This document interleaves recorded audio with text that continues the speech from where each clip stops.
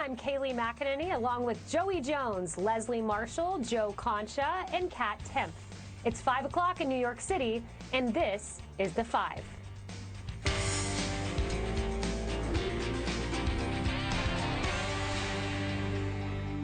The White House desperately trying to clean up President Biden's COVID debacle as America hits a record number of new cases.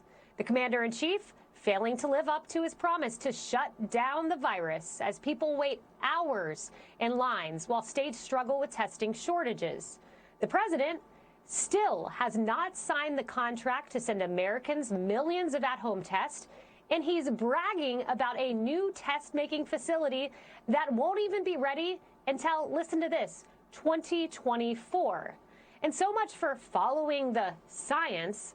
The CDC is now cutting the isolation period for people with COVID in half, but not to make us safer. President Biden is also being accused of sabotaging a key life-saving treatment. Florida Surgeon General claims the Biden administration has been, quote, actively preventing monoclonal antibody treatments as states are running out of that therapeutic. Republicans are not happy about it. But Leslie, I would never ask you to defend Joe Biden's testing debacle. So instead, I'm going to ask you to defend what is the craziest clip of 2021. Let's roll the tape. Leslie.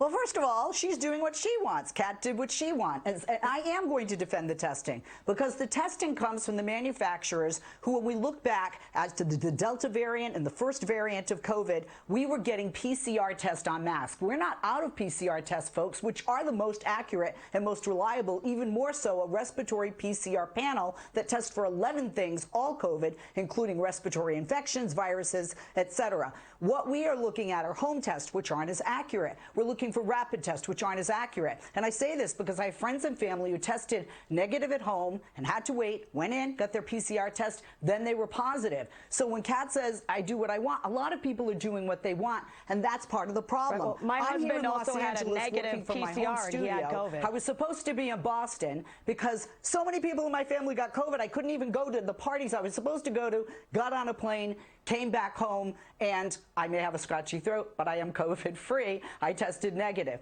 So that's part of the problem. We didn't know that we were going to have this surge. We didn't know there was going to be demand for these types of tests versus PCR tests. This is not political, and there's not just one person picks up the phone and goes, hey, send them down the line. Leslie, speaking of, we're going to have 500 million tests in a few days and 200 to 500 million tests. Leslie, we should never have been in this position. We'll be able to order them online. There's a crime wave rocking cities all across America, and it's showing no signs of letting up in this new year. Wealthy liberals in Los Angeles are packing heat following several high-profile violent home invasion robberies, and one outlet calls it, quote, an arms race of the affluent. And get this, most are arming themselves for the first time. And despite backlash to defunding the police and no bail policies, liberals keep pushing their far-left policies. Over in Washington State, lawmakers want to reduce penalties for drive-by shootings in the name of racial equity. And finally, how ridiculous is this? A tweet from the IRS is going viral, highlighting that the agency is urging criminals to report stolen property as income. Leslie, you're out in California. I hope that you've purchased a firearm. If you need some advice on it, I'm happy to give it to you. But is that what's happening? Is California the big gun state now because of these policies? Because places like San Francisco are nearly uninhabitable, according to the people that come on this channel this morning talking about their stores being broken into 8 times. Is that why people are buying guns? Is that what California is now? You got to arm yourself to defend yourself? Okay, JJ, love you. Do the stats. In California, we've had gun ownership for a long time, even among my fellow Democrats. I'm not a big gun person. I have 2 teenagers that have a love-hate relationship. That frightens me a bit. Can I just say I want to laugh that Beverly Hills, that has a 15% lower violent crime rate than the rest of the country, live in gated communities with security details, dogs, and also inner and outer security systems, want guns on top of it. I think they'll be okay. I also want to say I hate the IRS. And if the criminal is going to steal from me and they are going to put what they stole from me and claim it on their tax return, I'll be happy to claim what they took from me on mine. And then one last thing, don't faint and fall down, all of you. as a liberal, I'm pretty much to the right of Attila the Hun when it comes to crime. I think the drive-by policy is stupid, although I do think there's a lot of racial, and I know there's a lot of racial disparity in our criminal justice system. That is not the right way to go about it. Okay, y'all need a drink now, right? Yeah, but it's not, and I'm not going to debate you on this because I think we pretty much agree. And we made it through 2021. Welcome back. Now that convicted sex trafficker Ghilain Maxwell faces the rest of her life in the big house, speculation now growing that she will flip on Epstein's pals and start, quote, singing like a canary, unquote, in exchange for a shorter sentence. Maxwell's attorneys say they will appeal. They always do. And legal experts think other people could be going down, too. Meanwhile, the heat is turning up on other friends of Epstein, like Royal Prince Andrew and his lawyers, holding, quote, emergency talks, unquote, after Maxwell's guilty verdict. So, does this canary start singing? Leslie Marshall asks a very simple, pithy, short question, given what's happened here with these circumstances in the past and the people involved. Do you think she's safe at this point, regardless of being behind bars? Now, that's very interesting because there are questions as to whether Epstein actually did kill himself. Very good question, Joe. I don't know. I think they're going to keep her very safe. I think her song should be Canary in a Coal Mine because I think she will be singing. Snitches may end up in ditches unless you want a deal. And the bigger the name, the bigger the deal, unless the sentence time this woman is going to get, I believe. You know, the sad thing here is, you know, we're looking for former presidents' names. We're looking for princes. What we forget are pilots, chauffeurs, cooks, maids, butlers, other people who knew this was going on and who were just as culpable, in my and many other people's opinion, who kept catching their paychecks, knowing the damage that was being done to these young girls, more than 100 that we know of, that are now women. I think she definitely will cut a deal, even if it, you know, cuts her sentence by a few years. I think she is keeping that black book of hers close to the chest, and she's very smart, actually.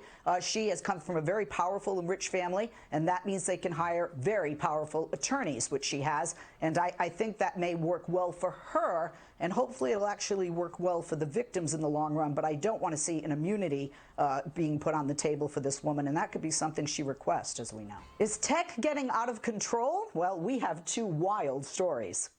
China has reportedly developed an artificial intelligence prosecutor that's capable of evaluating crimes and filing charges with stunning accuracy.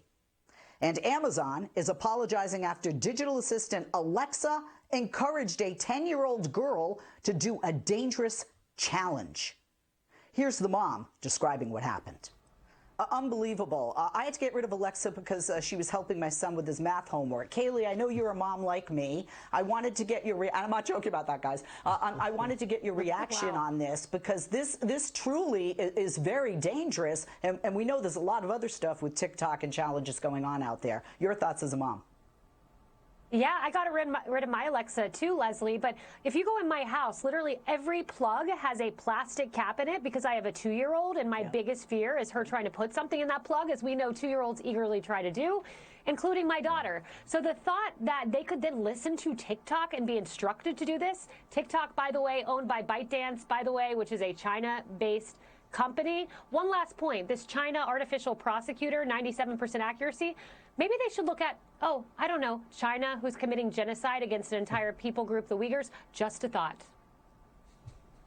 JJ, I want to go to you on China. Thank you, Kaylee, for the segue there. You know, are we part of this problem, and is this where we're headed with artificial intelligence prosecutors? Because we're using self-checkout, even though many of us, technophobes like me, often cry for human help. You know, I'd love to really rip into this one, and obviously I don't want AI prosecutors deciding my fate. But if you look around the country at some of the DAs we elect and how corrupt some of our local judicial systems are, I mean, maybe it would be a step in the direction of justice. All I can think about is I think it's a Tom Cruise movie, it's Minority Report, where they start arresting people before they commit a crime, which is kind of like what we see with some of the purge in the military, that you were friends with somebody, we think you might become a radical, so let's go ahead and kick you out. I'm afraid that we're kind of heading in that direction in this country already. Joe, quickly, you know, on to JJ's point about China. Do you think it's almost impossible, though, for us to do this because the machines are only as good as the humans who program them? That's an excellent point, but I think we're so reliant on them more than more that we're just going to embrace this technology, even if we're scared that eventually robots will take over the world. And you look at polls, and something like 70% of Americans think that robots will take over. But I have to disagree with you and Kaylee on the whole Alexa thing. I literally just told my kid today, swear to God, that if you have trouble spelling a word when you're doing your spelling homework, ask Alexa and she'll tell you how to spell it. So I think it could be a good thing sometimes, That's right. perhaps. That's right. Use the tools you have available. Yeah. Don't come to me. I can't spell. Kat, on the Amazon story, because I love your answers, they're very witty, and that's and I would say lighter of the stories, but Alexa, what's your take, as I think the youngest member of this panel, with Alexa, Amazon, and TikTok, and these messages, these challenges for kids? Right. I am also the childless person on the panel. I know. Yes, I have no children. I also have no Alexa, but I will say the issue with, technology and AI in general is when things go wrong, who is responsible, right? I mean, if I were to be running around telling kids to put pennies in sockets, I don't think it'd be good enough for me to just say, oh, my bad, I won't do that anymore. There would be, I'd go to prison, or at the very least, there'd be an investigation. So that's the question here. When these things mess up, who's responsible for that? And you know what? I know you don't want to have kids after listening to our parenting advice, especially Joe's. Nice to sit down, teach your kid to read, teach your kid to spell. Anyway, the fastest is up next. Welcome back. Time for the fastest. All right, first up, people will do anything to get the perfect photo. A woman is suffering a beach photo shoot fail after a wave smashed into her while striking a pose. She then slipped again on mossy rocks. Ouch. All right, so Leslie, I in general hate having my photo taken because it's just the camera on your face, like you got to look attractive and you have to look so attractive that you want to remember it forever. And I can't handle the pressure. So I don't know how you feel about it, but this would never be me. Have you read my Twitter feed? What do you mean the camera adds weight, fatty? I mean, and you are a skinny girl, so don't even talk to me. I don't enjoy having my picture taken. I have my own inner critic that I need to silence when it comes to everything I do, including my appearance. But just one quick thing on this. I can't kid you. One of my best friends had in New York a gallery showing of her photography, a side job. She's a film producer here in LA, of people taking selfies and getting hurt or even dying. This is a problem worldwide. We need to be more careful and not just worry about getting that perfect photo. It's time now for one more thing. Leslie. I love a happy ending, and especially a holiday time. An 88-year-old grandfather in San Antonio, Texas, is ending the year as a new college graduate alongside his 23-year-old granddaughter. Renee Naira graduated from the University of Texas, and he got his degree while his granddaughter got her degree.